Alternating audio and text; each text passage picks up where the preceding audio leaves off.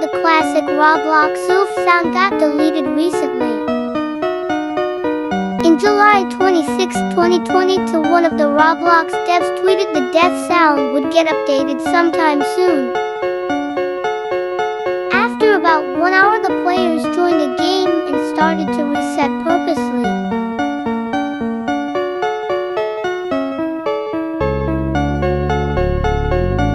Here's what it sounded like before and after the update.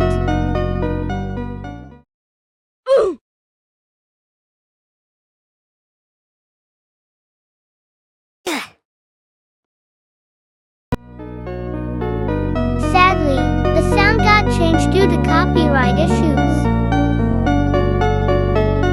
Like and subscribe for more. Also, comment down below what you think about this update.